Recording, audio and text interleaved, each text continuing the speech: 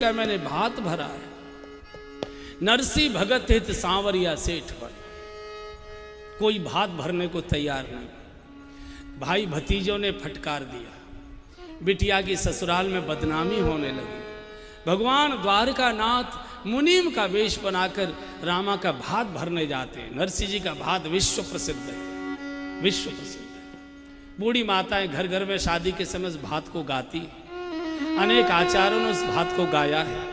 आजकल अनेक कथावाचक नानी बाई का मायरा करके इसको गाते हैं। बहुत कारुणिक प्रसंग है, भगवान की कृपा से भरा हुआ प्रसंग है।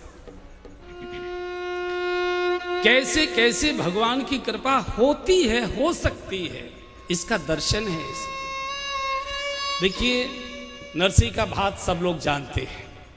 थोड़ी सी चर्चा इसलिए करेंगे कि भक्ति की चर्चा करने से, भक्त की चर्चा करने से अपना भी मन प्रसन्न होता है, पवित्र होता है, और भगवान को भी बहुत आनंद मिलता है। भक्त की चर्चा सुनने के लिए भगवान 100 काम छोड़कर, देवताओं की बैठक छोड़कर भगवान भक्त के चरित्र को सुनने के लिए दौड़ कर आया करते हैं। कोई मैं नई चीज नहीं सुना रहा हूं, मैं बहुत वर्षों से नरसी जी का भात सुनाते आ रहा हूं। केवल उसे एक बार पुनर्स्मरण करेंगे।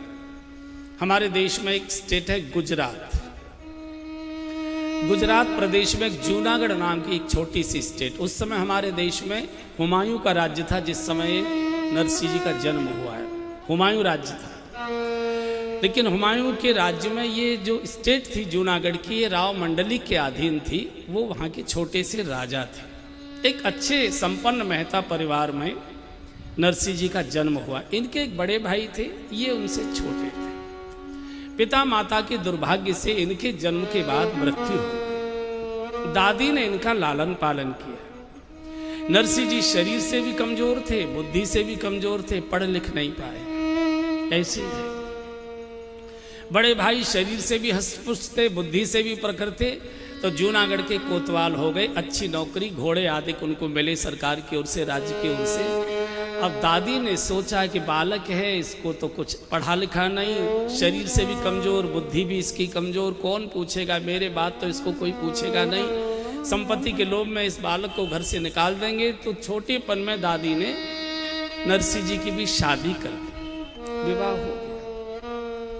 नरसी जी को और तो कुछ आता नहीं था, तो भाई के जो घोड़े पले हुए थे उनको घास खोद कर लाना, घोड़े को खिलाना नहलाना, उनकी सफाई सुथराई करना, और जो भी रूखा सूखा भैया भाभी जो कुछ भी दे देते थे, प्रभु का प्रसाद मानकर उसको स्वीकार कर। कुछ समय में नरसी जी को एक बेटी पैदा हुई, इसका नाम रामा रखा गया। बहुत लाड प्यार से बिटिया पाली गई। संपन्न परिवार, तो संपन्न परिवार के बालक तो वैसे ही फूल जैसे खिले हुए होते हैं। बहुत लाड प्यार से पली हुई बेटी। उस समय छोटी उम्र में शादी हुआ करती थी। संपन्न परिवार था, सामूहिक परिवार था, दोनों भाई एक साथ रहते थे। तो दादी ने कहा बड़े को कि छोटे इसकी बिटिया की शादी कर दो, तो ये भी मुक्त हो जाएगा। तो उस समय एक पास में सिरसागढ़ नाम का एक बड़ा संपन्न नगर, वहाँ के एक मेहता परिवार में रामा की बड़ी धूमधाम से, बहुत दान दहेज के साथ राजाओं जैसी शादी रामा की हो गई। नरसी जी को एक बेटा भी पैदा हुआ। जिस समय रामा की शादी हुई थी, उस समय ये बेटा 13 वर्ष का था। नरसी जी का शादी होकर चला गया। कुछ समय के बाद नरसी जी की पत्नी की दुर्भाग्य से मृत्यु हो गई, और इकलौते बेटे की भी मृत्यु हो गई। नरसी जी फिर इस दुनिया में अकेले रहे। इधर भैया भाभी की फटकार, इधर दिन भर घर का काम, फिर कोई मन के बात करने वाला नहीं, किसके साथ बैठे, किसके साथ बात करें। पत्नी थी तो बातचीत, बेटा था तो उसके साथ थोड़ी देर बैठ जाते थे। उसका चेहरा देख कर ही उनको लगता था कि मेरा कोई इस दुनिया में है। बेटा भी चला गया, पत्नी भी चलेगी। नरसी जी बहुत अनमने रहने लगे। क्या करें, मन नहीं लगता। तो वहाँ एक संतों का आश्रम था, जिसमें अंधे सूरदास साधु रहते थे। वो कीर्तन करते थे, तो नरसी जी कीर्तन सुनने के लिए वहाँ चले जाते थे। नित्य का नियम हो गया, घोड़ों की सेवा करके चले जाएं, भोजन के समय आ जाएं। भैया भाभी की निगाह थोड़ी संपत्ति पर बिगड़ गई। सोचा कि इसको पूरा बांट देना पड़ेगा, आधा आधा बांट होगा तो, और इसको ये तो सब साधु बाबाओं में बांट देगा, तो इसको क्या करें। तो षड्यंत्र किया, इसको धक्के मार के किसी न किसी बहाने घर से बेदखल करो, निकालो। ये दोनों भैया भाभी तय करके बैठे थे। संकीर्तन से लौटकर जब नरसिंह जी आए तो कहा भाभी जी बहुत जोर की प्यास लगी है, एक गिलास जल मिल जाए। भैया भाभी तो क्रोध में प्रतीक्षा कर ही रहे थे, एकदम टूट पड़ा। जब भूख लगती है हमारी छाती पर आकर चढ़ता है, काम का समय होता है, बाबाओं के यहाँ जाकर गप्पा मारता है, निकल यहाँ से। और 2-3 ठोकरें मारी, हवेली से बाहर निकाल दे। खबरदार कभी हवेली की ओर मुंह किया। और बंधु और बहनों, जब जगत ठोकर मारता है तो फिर जगत पिता ही याद आया करता है भक्त। जब संसार ठुकराता है तो राधा रानी के गोद और चरण याद आते हैं। दरबार में राधा रानी के दुख दर्द मिटाए जाते हैं। दुनिया के सताए लोग जहां गोदी में बिठाए जाते हैं। विभीषण को भी जब भरी सभा में रावण ने लात मारी थी तो विभीषण को भी भगवान के श्री चरण दिखाई देने लगे थे। राम सत्य संकल्प प्रभु सभा काल वर्ष तोर रावण मैं रघुवीर शरण अब जाऊं देऊं जन को। घटना क्या होती है बहुत महत्व की बात नहीं है, घटना मनुष्य को कहाँ लेकर गई है ये महत्व की बात है। वही अगर विभीषण विद्रोह पर खड़े हो गए होते तो रावण मार देता। चुपचाप सिर झुकाकर रावण के दरबार से निकल गए, भगवान के श्री चरणों में चले गए। प्रभु प्राप्ति हुई और राज्य की भी प्राप्ति हुई। यही नरसिंह जी सारी गली में शोर करते, सारे मोहल्ले रिश्तेदारों को बुलाते, देखिए मुझे ये संपत्ति के बेदखल के चक्कर में मार मार के निकाल रहे हैं, आप मेरे साथ न्याय कराइए। हो सकता है कि भाई के साथ द्रोह होता, परिवार की नाक कटती, अशांति का जीवन जीना पड़ता, संपत्ति मिलती कि नहीं मिलती ये भी कोई भरोसा नहीं। चुपचाप 2 ठोकर खाई और सीधा भगवान की ओर चल दिए। अब इस संसार की ओर नहीं, अब ईश्वर के ही पास जाए। शास्त्र में शंकर जी को ईश्वर कहा गया है। जूनागढ़ के बाहर एक पुराना सा टूटा शिवालय था, वहां जाकर नरसिंह जी पड़ गए। आप भी नंग धड़ंग, मैं भी नंग धड़ंग, आपके भी पास कुछ नहीं, मेरे भी पास कुछ नहीं, हमारी आपकी दोनों की बहुत अच्छी जोड़ी बनेगी। मैं तो अब आपकी शरण में आ गया। भूखे प्यासे नरसिंह जी, एक दिन बीता, दूसरा दिन बीता, तीसरा दिन बीता, शिव के द्वार पर पड़े पड़े भूखे प्यासे। पार्वती जी ने भगवान शिव को कहा, भगवान एक गांव के गरीब के द्वार पर भी कोई अपरिचित व्यक्ति आकर बैठ जाता है, वो गांव का गरीब भी उसकी कुशलक्षेम पूछता है, भैया कहाँ से आए हो, जल पियोगे, भोजन करोगे, रात को ठहरोगे। इस भारत की परंपरा है कि कोई अपरिचित अतिथि के रूप में आता है तो वो परिवार अपनी जैसी भी उसकी स्थिति हैसियत है उसके अनुसार उसकी चिंता सेवा करता है। आप जगत के पिता बनते हो प्रभु, आप सर्वसमर्थ हो। एक बूढ़ा व्यक्ति आपके द्वार पर 3 दिन से भूखा प्यासा पड़ा रो रहा है और आपका हृदय द्रवित नहीं हुआ और आप कहते मैं करुणा का अवतार हूं, कर्पूर गौरम करुणा अवतार हूं। ये कैसी करुणा है?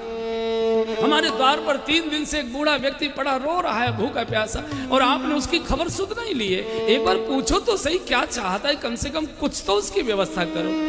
जब पार्वती जी ने शंकर जी को कहा तो शंकर जी तो चाहते थे, क्योंकि पार्वती जी भक्ति की प्रतीक है, जब भक्ति कृपा करती है तब भगवान की कृपा हुआ करती है। शिव प्रकट हो गए, शिव प्रकट हो गए। नरसिंह जी खड़े हो जाइए, खड़े होने के तो सामर्थ्य नहीं, प्रभु आप सहारा दोगे तब बैठ सकता हूं चरणों में, खड़ा तो मैं हो ही नहीं पाऊंगा, इस जगत ने मुझे खड़ा होने लायक छोड़ा ही नहीं।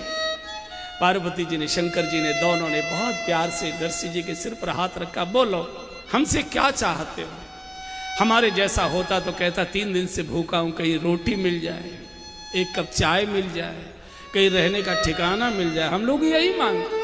नरसिंह जी ने कहा कि अगर आप दे सकते हैं तो आपकी जो सबसे प्रिय वस्तु है वो मुझे दे दीजिए। फंस गया भगवान। भगवान शिव के सबसे प्रिय थे उस समय भगवान श्री कृष्ण, चूंकि नित्य रास दर्शन करने आते थे। अब तो बड़ी कठिन, इनको लाना पड़ा। वृंदावन लाए हैं नरसिंह जी को भगवान शिव, निधिवन कई रास का दर्शन करने के लिए। वहां किसी पुरुष का प्रवेश नहीं है, तो गोपेश्वर महादेव की जगह पर भगवान शिव भी गोपी वेश बनाते, नरसिंह जी को भी सखी वेश में रास में प्रवेश कराया है। तो रास में इनको सेवा दी गई मशाल की। शंकर जी ने कहा कि ये मशाल हाथ में लेकर तुम भगवान का भी दर्शन करते रहना, रास का भी दर्शन करते रहना, मशाल जलाते रहना। और जब रास प्रारंभ हुआ, नरसिंह जी तो रास के दर्शन में प्रभु के रूप सौंदर्य में इतना डूब गए कि मशाल जलते जलते खत्म होने लगी, इनका हाथ जलने लगा और ये खड़े खड़े पागलों की तरह रास में डूबे हुए। राधा रानी ने कहा प्रभु ये कौन खड़ा है जिसका हाथ जला जा रहा है, गंध आ रही है जलने की, देखिए ना कौन है भाव में। तब शंकर जी के साथ प्रभु गए हैं, भगवान ने दर्शन दिया और कहा कि अब आपको यहाँ से जाना पड़ेगा, यहाँ किसी मनुष्य का प्रवेश नहीं है। भगवान शिव की कृपा से आपको राज दर्शन हो गया। शंकर जी ने फिर जूनागढ़ में पहुँचा दिया और कहा कि यहाँ तो मेरे पास कोई व्यवस्था नहीं, जूनागढ़ में गोपाल जी का पुराना मंदिर है, वहाँ आप आराम से रहिए, गोपाल जी की सेवा पूजा करिए, नगर के लोग आपकी सब चिंता करेंगे, मेरा आपको आशीर्वाद। और वहाँ से शिव आज्ञा लेकर नरसिंह जी गोविंद जी के मंदिर में आ गए, कीर्तन करते हैं, सेवा पूजा करते हैं। गांव की माताएं बहनें जो कुछ भी सीधा आटा होता है वो दे आती हैं, भोजन बनाते हैं, ठाकुर जी को भोग लगाते हैं, प्रसाद पाते हैं, जीवन लीला पूरी हो रही है। इधर ससुराल में बिटिया के यहाँ घटना घटित होती है। रामा की एक बेटी को जन्म हुआ था और रामा की बेटी लगभग 18-19 वर्ष की हो गई, शादी की तैयारी हो गई, शादी तय हो गई। 10-15 दिन के बाद बारात आनी थी, तो रामा के ससुर मेहता जी ने अपने बेटे को कहा कि बेटा ये हमको मालूम है कि तुम्हारा बाप आजकल भिखारी है, किसी मंदिर में रहता है, भीख मांग कर खाता है, उसके पास अपना कुछ भी तो नहीं है, तो इसलिए भात की पत्रिका भेजें कि न भेजें, हम असमंजस में हैं, भेजें तो कुछ आने वाला नहीं है और न भेजें तो वो उल्हाना देगा कि आपने मेरे पास पत्र क्यों नहीं भेजा, मेरी इकलौती बिटिया, मैं पत्र पुष्प अपनी हैसियत के अनुसार कुछ तो लेकर आता, कम से कम उस मंगल उत्सव से आपने मुझे वंचित क्यों कर दिया, मैं उसमें सम्मिलित होता, अपनी बिटिया को आशीर्वाद देता, और कुछ मेरे पास नहीं था, मैं अपनी बेटी को हृदय से लगाकर एक बार उसका मुख देख लेता। 22 वर्ष हो गए मैंने अपनी बेटी का मुंह नहीं देखा है, तो शायद तुम्हारा ससुर उल्हाना न दे, इसलिए हम पत्र भेजना चाहते हैं। बेटे ने कहा बाबूजी क्या करोगे, भूखा प्यासा नाई यहाँ से जाएगा और जब वहाँ उसको देख कर आएगा तो सारे गांव में हमारी बदनामी कराएगा, इतने बड़े कुंवर साहब भिखारी के घर में ब्याहे हैं, हमारे घर में किस बात की कमी है, जो भी नातेदार रिश्तेदार गांव के लोगों को जो कुछ भी भात में देना लेना है, हमारे पास सब कुछ सामर्थ्य है, पूरी व्यवस्था हम करेंगे। पिता ने कहा नहीं बेटा, चिट्ठी तो जाएगी, उसे नाक बचानी है तो आएगा, नहीं आएगा तो नहीं आएगा, कम से कम उल्हाना नहीं देगा। मैं ये नहीं चाहूँगा कि मेरे दरवाजे पर आकर कोई भिखारी हमको फटकार लगाए, उल्हाना दे के आपने हमको पत्र क्यों नहीं भेजा, हमने इतनी सारी व्यवस्थाएं की। दूसरे का मुंह बंद करने के लिए हमारी संपत्ति काम आ रही है। देखो ना रामा के ससुर की स्थिति देखो, हमारे सामने बोल न सके और इतना भारी भरकम पत्र हम भेजेंगे वो पूरा पढ़ भी नहीं पाएगा, हो सकता है बीच में ही प्राण छोड़। पुरोहित बुलाया गया, पुरोहित जी को आंगन में बैठाया, कहिए सेठ जी कैसे याद किया, बोले एक भात की पत्रिका लिखी, बताइए क्या क्या लिखना है, बोलते जाइए। तो ससुर ने सोचा कि आना जाना तो कुछ है नहीं, लिखने में काई की कंजूसी करना। ऐसा भात लिखाया जा रहा है जैसे कोई कुबेर के भंडार की सूची बनाई जा रही है। इतने सोने के सेट, इतने चांदी के सेट, इतने चांदी के पंच बर्तन, इतनी मेवा, इतना मिष्ठान, इतने खिलौने, इतने जरी से जड़े हुए रेशम के वस्त्र, सारे गांव के बैलों की झूल, इतना ये इतना ये इतना ये, ऐसा लग रहा था जैसे कुबेर का भंडार शायद खाली कराया जा रहा, उसकी सूची बनाई जा रही है। देखो कल भी मैंने निवेदन किया था, पद और मद ये दोनों सगे भाई, पैसे का मद और पद का मद ये बहुत विचित्र होता है। जिसको धन का मद होता है वो अंधा हो जाता है, उसको कोई गरीब भूखा नंगा दिखाई नहीं देता, और जिसको पद का मद हो जाता है वो बहरा हो जाता है, किसी दर्दी की उसको पुकार सुनाई नहीं पड़ती, किसी की आवाज़ उसको सुनाई नहीं पड़ती। और कल भी मैंने बोला था, एक माँ के गर्भ से पैदा हुए, पद को मद में बदलना हो कुछ करने की आवश्यकता नहीं, पाके पेट पर अहंकार की छोटी सी घुंडी लगा दो, पद ही मद हो जाया करता। ये खिलखिला खिलखिला करके पत्र लिखा रहे हैं, इनको ये मालूम नहीं ये गरीब बूढ़ा साधु इतने भारी भरकम पत्र को, जिसके पास अपनी रोटी का कोई इंतजाम व्यवस्था नहीं, इस पत्र को पूरा पढ़ भी नहीं पाएगा, बीच में प्राण छोड़ सकता है। इनको किसी के मरने जीने की चिंता नहीं, हमारे धन का अहंकार हमारे साथ है, आओ आओ न आओ, हमको कोई रिश्तेदारी की जरूरत नहीं। लेकिन कोठे में किवाड़ की आट में बैठी गरीब नरसी की गरीब बिटिया रामा ये धरती पर पछाड़ खा खा के गिरती है, रो रही है। पंडित जी को रोक नहीं सकती, पति को कुछ बोल नहीं सकती, ससुर को टोक नहीं सकती। अगर ये पत्र चला गया, मेरे बाबूजी पूरा पत्र पढ़ नहीं पाएंगे, बीच में ही प्राण छोड़ देंगे, मुझे उल्हाना देंगे। बेटी तू तो मेरी थी, तू तो मेरी सब स्थिति जानती थी, कम से कम तू मेरी रक्षा करती, तू बीच में रोक टोक करती, तू खड़ी हो जाती, तूने क्यों सहमति दे दी? मैं कैसे करूं, क्या करूं? कोई तो मेरी सुनने वाला नहीं। तो कुंडी खटखटाई, पति ने अंदर की ओर देखा तो रामा ने पति को अंदर बुलाया। पति जब अंदर आए तो रामा ने पहले किवाड़ लगा और किवाड़ लगाते ही पति के कदमों में पछाड़ खाकर गिर पड़े। दोनों पति के पैर पकड़ लिए, सिर दोनों पैरों पर रख दिया, साड़ी का पल्ला उतार कर पति के कदमों पर बिछा दिया। जब तक आप मुझे मेरे गरीब बूढ़े बाप के प्राण भीख में नहीं डालोगे, मेरे साड़ी के पल्ले में, मेरी गोद में मेरे प्राण बाप के प्राण मुझे भीख में चाहिए, तब तक मैं आपके चरण छोड़ूंगी नहीं। रात भर ऐसे ही पड़ी रहूंगी, रोती रहूंगी, आपको हिलने नहीं दूंगी।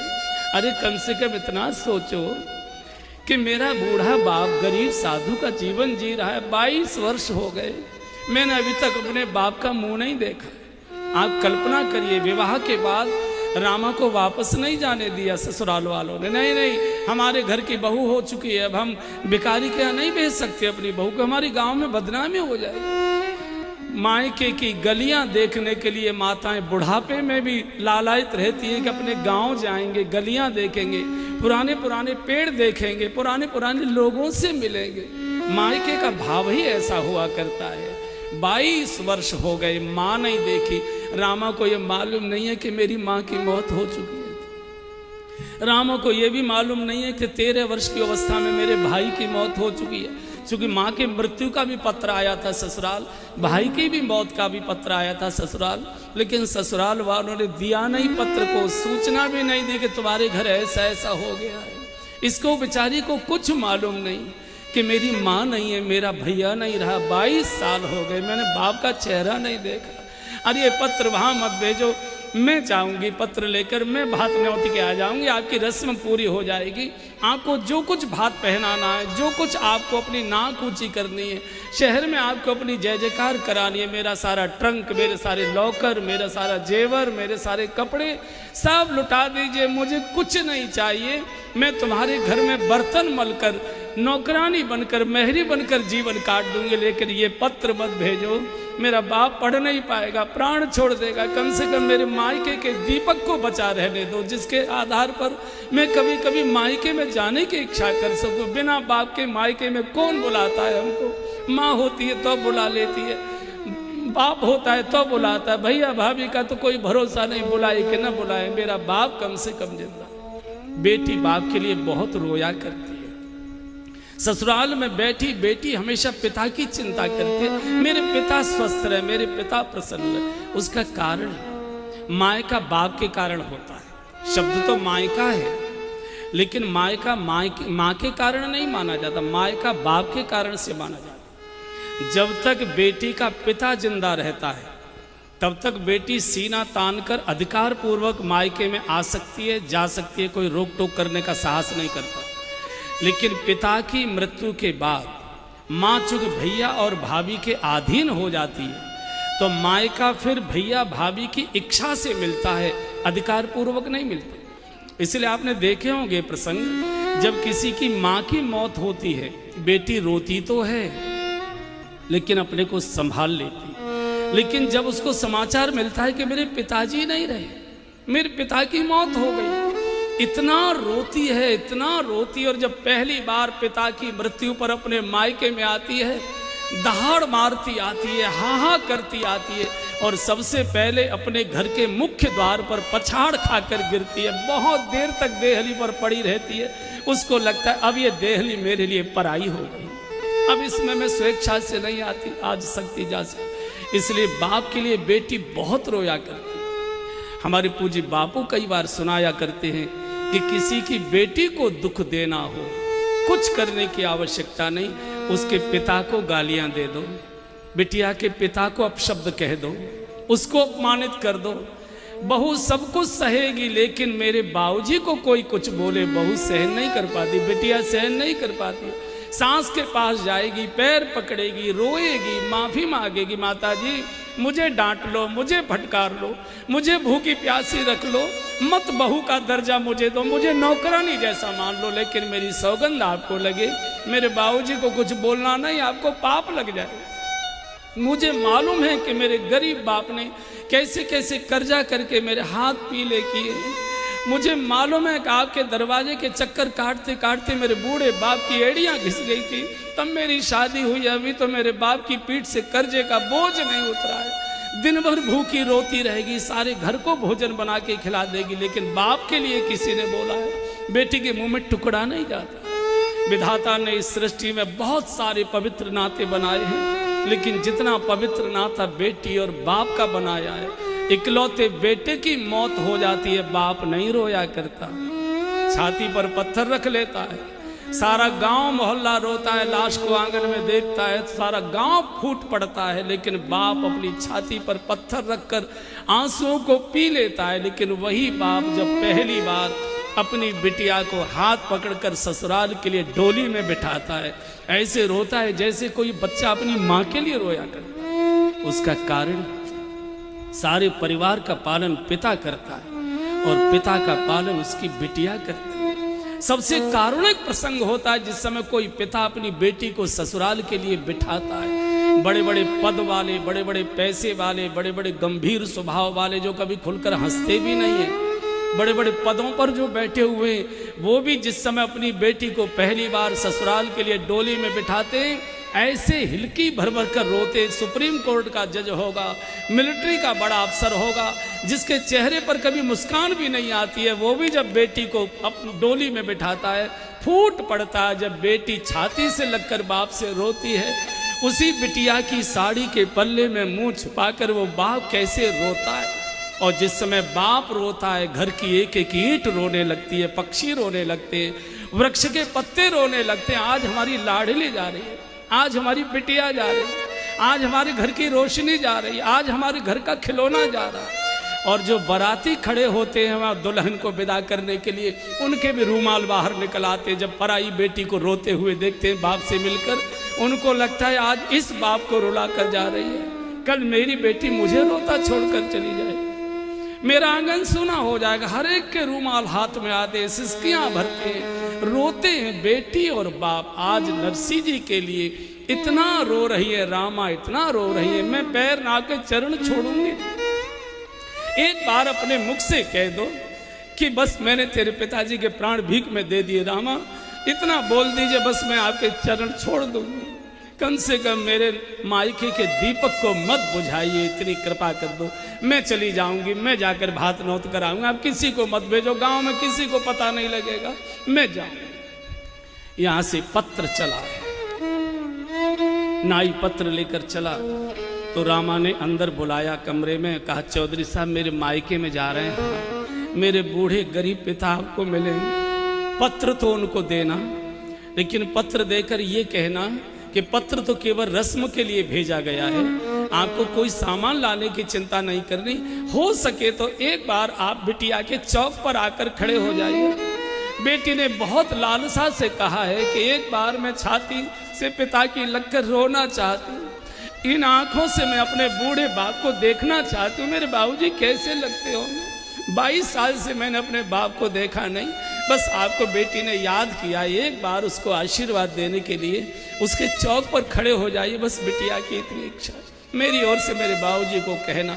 यहाँ से नाई चला है, पुरानी हवेली पहचानता था, पहुँच गया, भैया बाहर बैठे हुए थे मूढ़े पर, कहा मैं सिरसागढ़ से आया हूँ, रामा की बेटी की शादी है, भात का पत्र लेकर आया हूँ, सेठ जी ने भेजा है, हमको नरसी सेठ से मिलवाइए। भैया ने फटकार दिया, यहाँ कोई नरसी वर्सी नहीं रहता, निकल यहाँ से। गली में आगे कोई बताने को तैयार नहीं, नाई कभी इधर जाता है, कभी इधर जाता है, कभी भगवान द्वारका नाथ एक बूढ़े ब्राह्मण का वेश बनाकर गली में आगे, भैया लगता है किसी पराए गांव से आए हो, इस गांव के नहीं हो, अनजान दिखाई देते हो, किनसे मिलना चाहते हो? अरे वो पंडित जी यहाँ कोई नरसी सेठ रहते हैं, मैं उनकी बिटिया की भात के पत्रिका लेकर आया। कोई उनका अता पता बताने को तैयार नहीं। बोले आओ मेरे साथ आओ। भगवान स्वयं पंडित जी का मार्गदर्शन करने के लिए चले। दूर से दिखा दिया वो जो गोपाल जी का मंदिर है ना, वो जो बूढ़े सज्जन कीर्तन कर रहे हैं वही नरसी सेठ। तो नाई ने कहा रे मैं नरसी फकीर से मिलने नहीं आया पंडित जी, मैं नरसी सेठ जी से मिलने आया हूँ। मैं उनके बिटिया की जब शादी हुई थी तो मैं ही नाई का काम करने के लिए आया था। मैंने उनको देखा है वो कितने बड़े सेठ हैं। भगवान के भी नेत्र डबडबा गए। बोले चौधरी साहब वो पहले सेठ थे, आजकल फकीर हो गए, जाओ वही तुम्हारे सेठ जी। भगवान तो अंतर ध्यान हो गए। इधर नाई पहुंचा मंदिर में, नरसी जी को प्रणाम किया, पत्रिका हाथ में दी है, मैं सिरसागढ़ से आया हूँ, रामा की बेटी की शादी है, सेठ जी ने आपको भात की पत्रिका भेजी। पत्रिका तो मंदिर में रख दी। नरसी जी को चिंता हो गई, भूखा प्यासा नाई, इसको भोजन क्या करें। संयोग से आज एकादशी थी, नरसी जी तो व्रत थे। तो नरसी जी ने कहा चौधरी साहब एकादशी का व्रत तो आप भी रखते होगे। अब नाई न हाँ करे न हूँ करे, सोचे हाँ भी कर दूं तो कौन सी कुटू की पूड़ी तुम खिला दोगे। कुछ बोले नहीं। बोले ऐसा करो आप स्नान आदि करो और भजन वगैरह जो कुछ करना है करो, मैं अभी आपको फलाहार की व्यवस्था करता हूँ। फलाहार कहाँ से लाते, बचपन का एक किसान मित्र था, उसके खेत में से बथुआ तोड़ कर लाए और उसी किसान मित्र की पत्नी को जाकर कहा कि जरा बथुआ सिद्ध कर दो देवी, बथुआ उबाल दो, मेरे द्वार पर एक मेहमान आया है भूखा बैठा। वहां से बिना नमक का बथुआ लेकर आए हैं, ठाकुर जी को भोग लगाया, तुलसा दल अर्पित किया। इधर क्रिया कर रहे थे, उससे पहले भगवान ने लीला की। भगवान द्वारका नाथ का सिंहासन डगमगाने लगा। मेरे भक्त के द्वार पर नाई भूखा बैठा है, ये तो भक्त वत्सलता कलंकित हो जाएगी। रुक्मिणी जी जल्दी से 56 भोग का थाल करो, तैयार करो, देर न हो जाए। और भगवान ने मुनीम का वेश बनाया, 56 भोग का थाल लेकर भगवान मंदिर में प्रकट हो गए। नाई सो रहा था और सोते हुए जीव को या तो कोई संत जगाता है या स्वयं भगवंत जगाया करता है। आज भगवान जगा रहे हैं, चौधरी साहब जागो, चौधरी साहब जागो, चौधरी साहब। और जैसे ही भगवान की मधुर वाणी नाई के कानों में गई और नाई ने अपने चेहरे से गमछा हटाया और देखा तो सामने श्याम सुंदर मुरली मनोहर खड़े हुए। क्या मोहनी स्वरूप प्रभु का मुनि वेश में। भगवान ने माफ़ी मांगी है, चौधरी साहब क्षमा कर दीजिए, थोड़ी देर हो गई आज प्रसाद तैयार होने में, प्रसाद पाइए।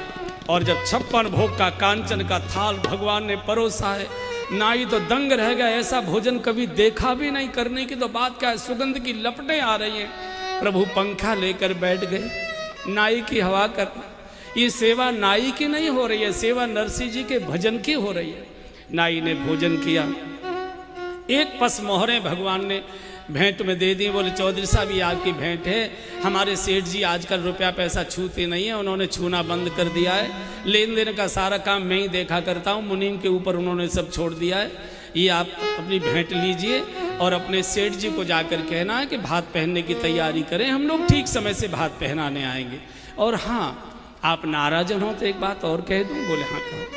बोले ये जो हमारे बर्तन हैं, हमारे यहाँ बल्लभ कुल की सेवा चलती है, तो जो बर्तन एक बार चौके से बाहर निकल जाते हैं उनको हम दोबारा चौके में नहीं रखते। आपको परेशानी ना हो तो ये बर्तन अपने साथ ले जाइए।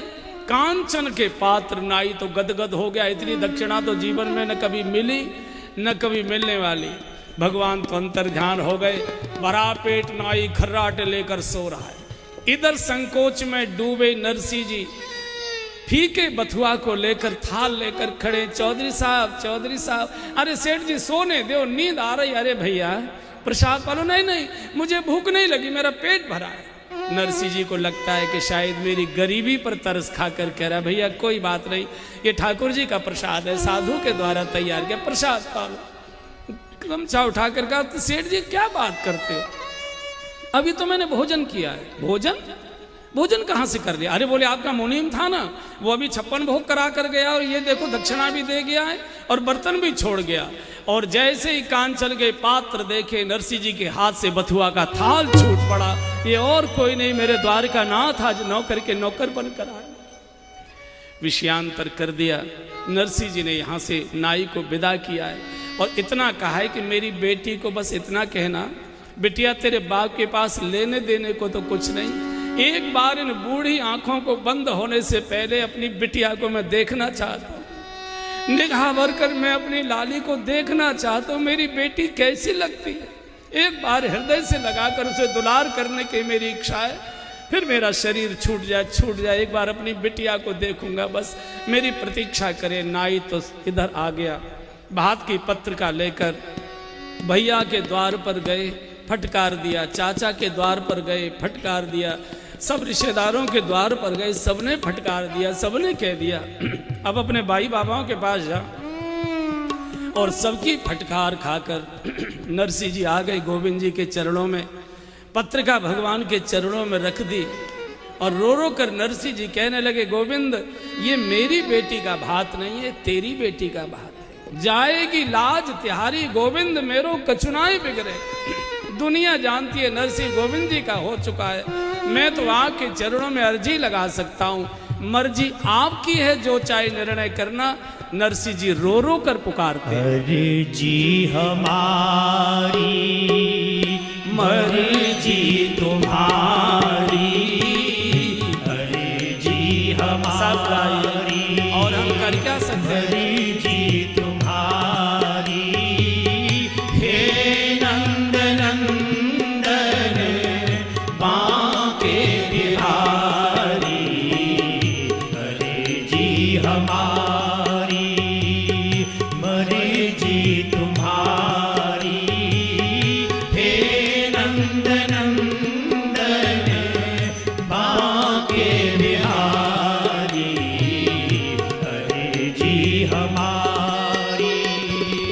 पूजा न जानू पाठ न जानू, पूजा न जानू पाठ न जानू, पूजा न जानू पाठ न जानू, पूजा न जानू पाठ न जानू।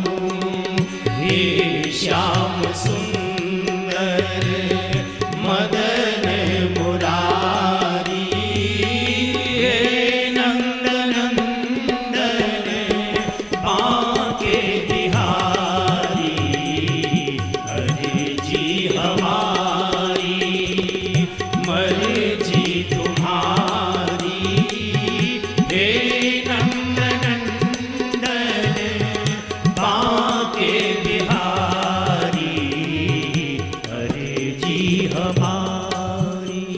पूरी रात रोते रोते बीत गई। आज बेटी व्रत किए बैठी भूखी प्यासी प्रतीक्षा करेगी, कोई तो साथ चलने को तैयार नहीं। तो सूरदास आश्रम में नरसिंह जी गए, बोले बाबा मेरी बेटी को आशीर्वाद देने चलो। चलो भैया, अब लेकर कैसे जाएं, 16 बूढ़े अंधे साधु साथ, अब लेकर काहे में जाएं।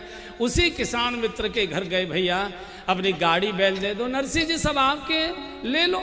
बूढ़े से बैल, टूटी सी गाड़ी, बिल्कुल जर्जर गाड़ी, हड्डियों के ढांचे बैल, अंधे बूढ़े साधु बिठा लिए। नरसिंह जी गाड़ी हाँकने के लिए बैठ गए और गोविंद नाम लेकर गाड़ी को जूनागढ़ से सिरसागढ़ के लिए हाँक दिया। भगवान जब परीक्षा लेता है तो बहुत क्रूर परीक्षा लेता है। और जैसे जूनागढ़ से कुछ किलोमीटर गाड़ी निकली थी, खर्रा सा आया, धड़ाम से बैल भी बैठ गए, गाड़ी बैठ गई। नरसिंह जी ने कहा, बाबा संसार की यात्रा में जब जीवन की गाड़ी अटक जाती है तो या तो कोई संत धक्का देते हैं या फिर भगवंत धक्का देते हैं। थोड़े बैल बूढ़े, जरा सा गाड़ी में धक्का दे दो। अब अंधे साधु, इनको मालूम ही धक्का किधर से किधर देना है। 8 आगे से पीछे दे रहे हैं, 8 पीछे से आगे दे रहे हैं। हो तो बहुत हो रही है, लेकिन गाड़ी टस से मस नहीं हो रही, क्योंकि तौल बराबर हो गया। नरसिंह जी ने देखा इतनी ताकत लगाने के बाद भी गाड़ी हिल नहीं रही, तो आगे बढ़कर देखा तो गाड़ी कैसे सरके, गाड़ी का तो धुरा टूटा पड़ा है। और जैसे ही गाड़ी का धुरा टूटा देखा, नरसिंह जी तो धरती पर पछाड़ खाकर गिर पड़े। गोविंद, इस बुढ़ापे में इतनी कठोर परीक्षा मत लो, जगत तो अटका था, अटकी को तो गोविंद तुम ही निकाला करते हो। अगर आज सायंकाल तक बेटी के यहाँ नहीं पहुंचा, बेटी प्राण छोड़ देगी। और इतना रोए नरसिंह, इतना रोए। उतने में भगवान द्वारकानाथ एक बढ़ई का वेश बनाकर बसूला, हथौड़ी, आरी, छैनी लेकर सामने से आ रहे हैं। बाबा कुछ परेशान दिखाई दे तो बोले भैया बात मत करो, मेरे ऊपर जो परेशानी आई है मेरे दुश्मन पर भी कभी जीवन में ना आए। बेटी के यहाँ जाना था, हमारी गाड़ी टूट गई, अंधे बूढ़े साधु मेरे साथ। बेटा तू काम क्या करता है? बाबा मैं तो बढ़ईगिरी का मिस्त्री हूँ, अपना काम मजदूरी करके आज लौट रहा था घर को। अरे बेटा इतना कृपा कर दे, लगता है कि भगवान आज तेरे रूप में आ गए, हमारी थोड़ी गाड़ी ठीक कर दे। भगवान को क्या करना था, भ्रकुटी विलास सृष्टि लय हुई, प्रभु ने ठुक ठुक करने का नाटक किया। बोले लो बाबा गाड़ी आपकी ठीक। हाँ बेटा बहुत अच्छा किया, ऐसा कर जरा मेरे बूढ़े बैल हैं ये खड़े नहीं हो पा रहे, कब जरा थोड़ा सहारा लगा के हमारे बैल खड़े कर दो। और जैसे ही कहा बैल खड़े करो, और भगवान ने बूढ़े बैलों के कान में ऐसी फूंक मारी कि बूढ़े बैल जवान हो गए, पूंछ उठाकर खड़े हो गए, कान खड़े, उड़ान भरने की तैयारी। नरसिंह जी ने कहा बेटा तू तो बड़ा गुणी मालूम पड़ता है, तुझे ये भी काम आता है? बोले बाबा गृहस्थी चलाने के लिए बहुत काम सीखने पड़े। अरे भैया अब तो बड़ी मुश्किल हो गई, हम तो बूढ़े बैल नहीं चला पा रहे थे, अभी तूने जवान कर दिए तो कैसे हम हाँकेंगे? अच्छा तू बता तू कहाँ तक जाएगा? बोले जाना तो मुझे इधर ही है, इधर ही मेरा गांव है तो इधर ही जाऊंगा मैं। बोले भैया ऐसा कर, एक बात बता तुझे गाड़ी हाँकनी भी आती है कि नहीं? और जैसे ही नरसिंह जी ने कहा कि तुझे गाड़ी हाँकनी आती है कि नहीं, भगवान को कुरुक्षेत्र का मैदान याद आने लगा। भगवान ने कहा बाबा बहुत वर्ष पहले एक राजा के लड़के का रथ हाँका करता था, बहुत दिन हो गए, चलो अभ्यास बना रहना चाहिए, कब किसकी गाड़ी हाँकनी पड़ जाए, आओ देखता हूँ। और भगवान ने बैलों की डोर हाथ में ले ली, और जिसके जीवन की डोर द्वारका नाथ अपने हाथ में ले ले उसके जीवन की गाड़ी तो उड़ती जाएगी, कौन रोक पाएगा? गाड़ी उड़ी चली जा रही है, सामने गांव दिखाई दिया। भगवान ने कहा बाबा मेरा तो गांव आ रहा है, बात बात में रास्ता इतना कट गया, मैं तो यहाँ उतर जाऊंगा, पर मेरी मजदूरी तो दो। मजदूरी? भैया हम कहाँ से दे दें मजदूरी, हम तो साधु हैं, हम तो आशीर्वाद दे देंगे। अरे बाबा आशीर्वाद का बच्चा पल जाएंगे, तुम तो कहीं भी मधुकरी कर लोगे, भिक्षाटन कर लोगे, मैं बच्चों को क्या जवाब दूंगा? या तो गाड़ी पैसे दो, नहीं गाड़ी बैल छोड़ो। नरसिंह का यार इतना क्यों अटका रहा है? बोले मेरा नाम छलिया है, मैं अटकाता भी हूँ निकालता भी, पैसे दो। अरे भाई तुझे संतों पर तरस नहीं आ रहा? बोले मैं परिवार कैसे चलाऊं, तरस खाऊंगा तो बच्चों का क्या करूंगा, मजदूरी दो। और जब नरसिंह जी को लगा कि तो मानेगा नहीं, तो नरसिंह जी ने पूछा कि अच्छा मजदूरी में रुपया पैसा ही लेते हो कि कुछ और भी चलता है तुम्हारे यहाँ? भगवान ने कहा और क्या है तुम्हारे पास देने को? नरसिंह जी ने कहा अगर तुमको हम एक बढ़िया सा भजन सुना दें तो? भगवान ने सिर खुजाए, बोले बाबा वैसे तो कहावत है भूखे भजन न होए गोपाला, पर आज भोजन वोजन तो कहीं हमको भी नहीं मिलने वाला। सवेरे पता नहीं किसका मुंह देख के निकले थे, कोई मजदूरी हमको मिली नहीं और तुम भी खाली हाथ मिले, चलो आज भजन से ही काम चलाएंगे, सुनाओ कैसा भजन सुनाते हो।